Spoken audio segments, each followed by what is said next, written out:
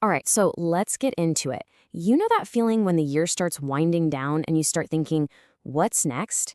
Well, if you've ever felt like you're just stuck on a treadmill, going through the motions, then this explainer is for you. We're going to break down a really simple but honestly pretty powerful way to bring some purpose and, frankly, some fun back into your life. I mean, does this feel familiar? You wake up, you go to work, you come home, you scroll on your phone, you go to bed. And the next day, it's the exact same thing. It's this feeling of being stuck in a loop, just completely drained, wondering, is this really it? It's a kind of burnout that's less about being busy and more about feeling totally directionless. And this quote right here, from the guy who came up with this whole method, Joy Ho Jean, wow, it just hits you, right? This isn't just having a case of the Mondays. We're talking about a deep, profound exhaustion that literally pushed him to find a way out. And that desperation, it led to a pretty amazing discovery. So here was his big wake-up call. He finally sits down and makes himself a list, 100 things he actually wanted to do in his life. And what he found was kind of shocking. Not a single one, not one, had anything to do with his job. His passions, his dreams, his entire identity, it was all happening completely outside those office walls. He realized he wasn't just a company man. He was this whole other person whose life was being totally ignored. So what was the solution he came up with? Well, he created something called the 100-item annual list. Think of it like a bucket list, but completely reimagined. It's not for the end of your life, it's for right now.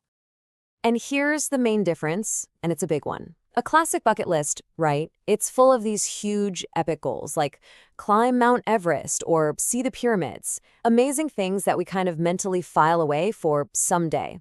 But the annual list, it's all about right now.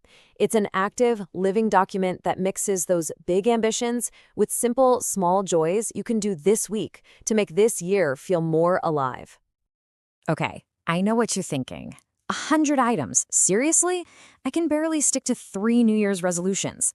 But trust me, that huge number isn't a bug in the system. It's the whole point. In fact, that's where the magic really is.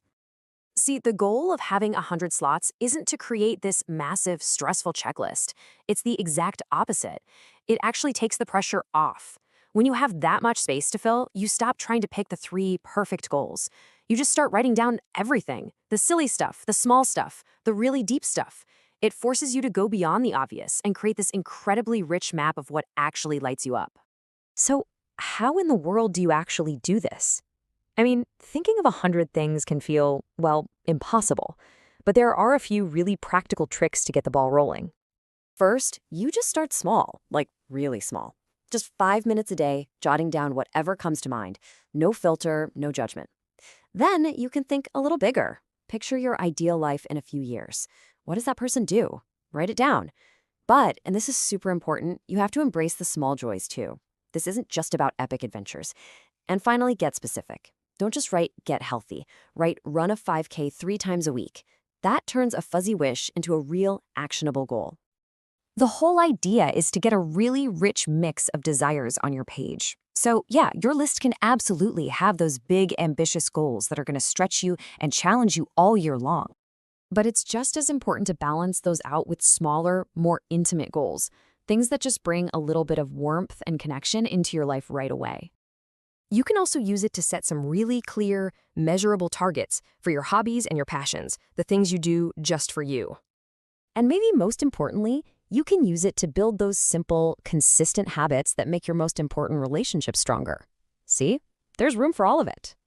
And this is where we get to the real heart of the matter. The 100-item list is not just a glorified to-do list. Not at all. It is a tool for self-discovery.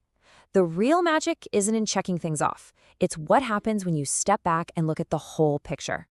This is probably the most important idea to get. You don't fail if you only do 30 things on your list. That's not the point.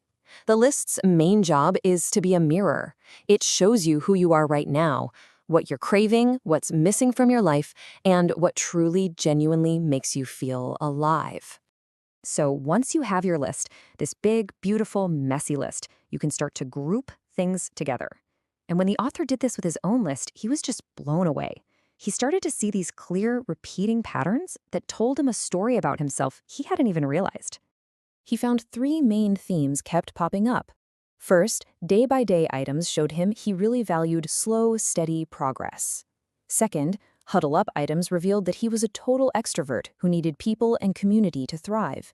And third, a bunch of ambitious items showed he was a dreamer with huge goals. This list proved it. He wasn't an exhausted office drone. He was a creative, social person who needed growth to be happy. So what this whole process really does is it changes your relationship with happiness. It helps you get off that hamster wheel where you're always waiting for the next big promotion or the next big vacation to finally feel good about your life. I absolutely love this quote. It's such a powerful idea, isn't it? A happy life isn't about bagging a few giant achievements. It's about collecting and accumulating small moments of joy and progress day after day. And this list, it's just a way to help you see and celebrate those moments. So, to wrap it all up, think of this 100-item list as your own personal compass. It's a reminder that you are so much more than your job title. It proves that the small, simple joys are just as valuable as the huge achievements. And it shows you that you have the power to consciously design a life that feels more like you, one little list item at a time. The first step is just giving yourself permission to ask, what do I really want? So, I'll leave you with that. It doesn't have to be perfect. It doesn't have to be profound. If you were to start your list right this second, what's the one small thing you would write down to get started?